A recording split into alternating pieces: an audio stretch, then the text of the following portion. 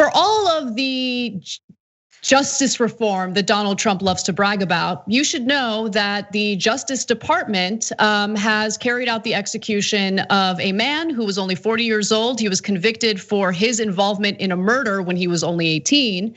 And the story is just depressing all around, especially when you consider how much executions have increased under the Trump administration.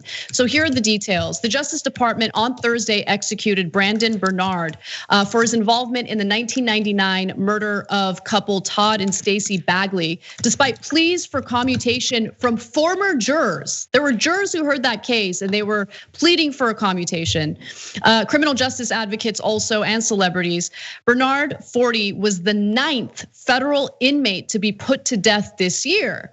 So if you really take a look at how unprecedented this is, you'll understand why there was so much outrage in the country. He was the youngest person in the United States to receive a death sentence in nearly 70 years for a crime committed when he was an adolescent. Also, his execution was delayed by more than 3 hours as the final pleas for his life were made to the Supreme Court and Donald Trump. And of course, you think Donald Trump is going to want to save a black man who's on death row. I mean, he wanted to execute the Central Park Five after they had been exonerated through DNA evidence. But let me give you more. The execution also broke a 130-year precedent of pausing lame duck executions until the incoming president is sworn into office.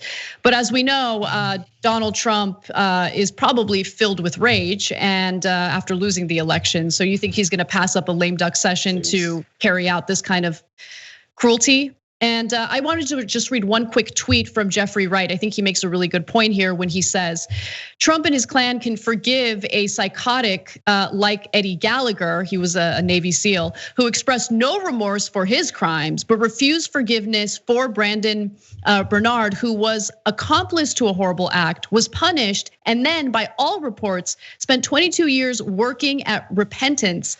Wonder why? And for those of you who might have missed the Eddie Gallagher story, he was a Navy SEAL who was accused by other Navy SEALs of shooting at civilians in Iraq, including a little girl who was walking over to a riverbank and also an elderly man. So that was who Eddie Gallagher was. Donald Trump fought for him like crazy. Yeah, I don't know what to say. It's the Republican Party. It seems like, the animating feature, the tie that binds that party together. What the energy of that party is based on cruelty, is based on being mean, is based on being nasty. And that's not to say everybody who votes Republican is cruel and mean and nasty. But the stuff like the prison camps for Mexican children and how much people loved it. The stuff like when you see people come out in support of the death of people by police officers, even for something as menial as selling cigarettes. It's just about cruelty. That's what the party's about. And so it doesn't surprise me something like this is what Trump will want to do on his way out, because it's how a lot of that base feels. And again, I don't want to be one of these, these people that are like, oh, if you love the Republicans, you're cruel and you hate black people and blah, blah, blah, blah, blah. I don't need to say that, but it's what animates the party. It's what gets people going. It's what gets people to Trump rallies, right? And not to say that everybody who voted for Trump would be inclined to go to a Trump rally, but the people who go there are the people who are completely fine with this. And that's what's at the root of this party. And that's why I think, Democrats do themselves a disservice when they talk about, if only the Republicans would just, come to their senses, we could work with them, we love them, and just stop with that. Like this is the type of energy that party's actually beholden to. What do they pass as far as legislation? I said that, early in the show, it's about power for the people who already have it. But what gets people moving is this cruelty. Yeah, when you think about how final something like death is, execution and killing someone based off of something that they did, right? In this country, there's a lot of murderers in this country. We don't execute all of them. So where is the line where we pick and choose which ones we just put in jail for life, or 20 years, or 30 years, or 40 years, or the ones we execute?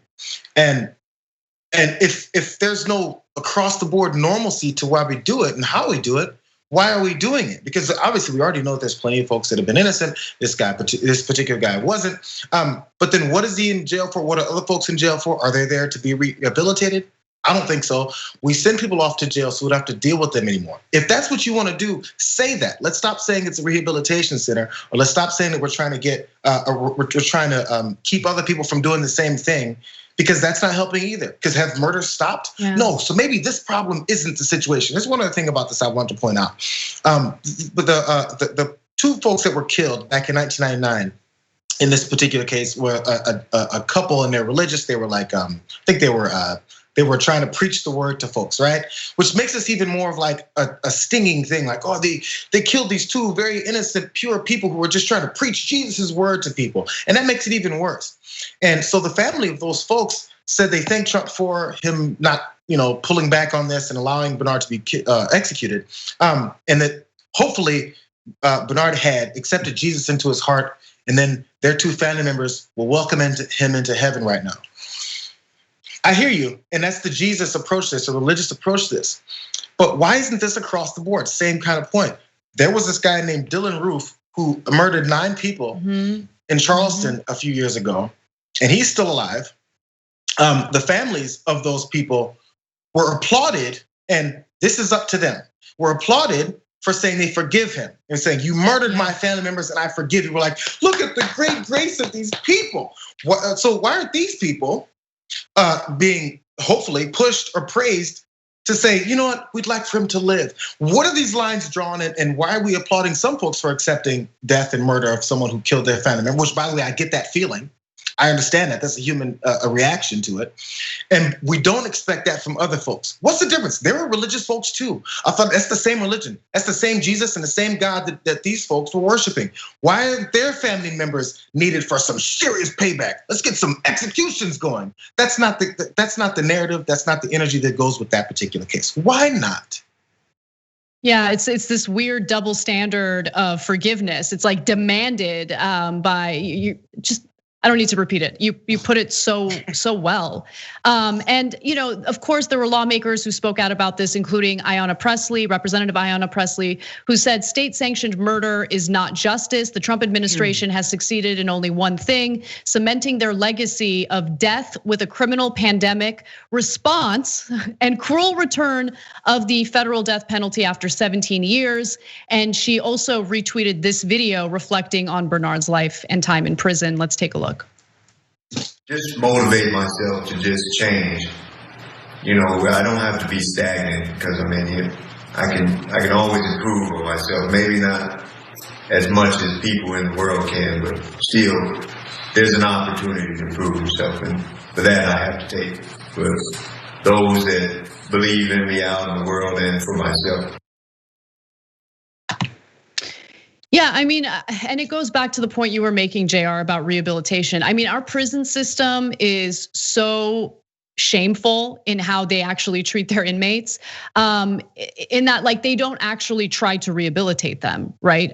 Prison rape continues to be a huge problem, and our congressional lawmakers do nothing about it. And so to watch a video where a man shows it within this system how he wants to be different, how he's reforming, how how apologetic he is for what he did. Now, I'm not saying that his involvement in this crime wasn't awful. No one's trying to justify what he did. But I think ideologically, for me at least, I just have a fundamental disagreement with this eye for an eye approach at so-called justice. If the state believes that murder is wrong, how does it make sense to murder someone who committed murder or murder anybody, revenge. Right? And so, this idea of revenge, which is, by the way, isn't that supposed to be against religion, Christian religion? I don't know. When I went to Sunday school, we're not gonna get into the phony Christianity that goes on out here. It's nonsense. You could just take the Republican Party as the prime example, right? The party of the evangelical Christians is the party of the money people, right? Like if there's anything clear in the Bible about Jesus, that he hated rich people and that he was washing the feet of poor people, right? Like he felt so like indebted to the poor people that he wanted to serve them, and he hated the money changers. And so, that religious hypocrisy, you're gonna see it all day. But what do I know? I'm an atheist. Yeah, and we've been seeing it. I mean, I've every year working here at TYT, there's just an abundance of stories of like religious hypocrisy. And so, this is what Trump has decided to do. And it, in my opinion, it totally cancels out what he's allegedly done for criminal justice reform. Again, he only did that because he thought it would help his political career. Absolutely. And after he realized he wasn't really gonna get the black vote, he was mad at Jared Kushner for pushing him on criminal justice reform. Remember, we reported on that story, like how livid he was about that. Because it's all about political brownie points. I am surrounded by a few atheists, or maybe agnostic atheists, but I did grow up in the church, and God did say, "Vengeance is mine," said the Lord. I can't quote the Bible verse because I never memorized all those, but I do remember that. That is definitely one of the things that's said in the Bible and that was taught to me growing up.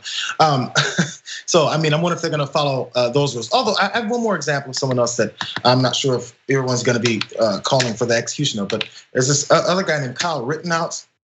He murdered a couple folks in the middle of the street and he walked away. And guess what he is? He's a patriot, he's a hero, he should run for Congress. He's statues should be put up of him. These are the things that are being said about someone else that's a murderer. That took 2 more people from this world, and their family and friends are now mourning them. So, do we celebrate murderers or do we execute murderers? I'm a little confused about how we operate in this country. Do we kill them or do we encourage more people to kill? Or do we have a president that comes out and says you should kill more people as long as they don't agree? As long as they don't agree with me, they're okay to be murdered. But if they don't agree with me, they're rapists, murderers, killers, drug dealers. We see how this works. You put labels and characteristics on certain people, and then you don't on others, and those are the good guys versus the bad guys. Thanks for watching the Young Turks. Really appreciate it. Another way to show support is through YouTube memberships. You'll get to interact with us more. There's live chat emojis, badges. You've got emojis of me, Anna, John, Jayar. So those are super fun. But you also get playback of our exclusive member-only shows and specials right after they air. So all of that, all you gotta do is click that join button right underneath the video. Thank you.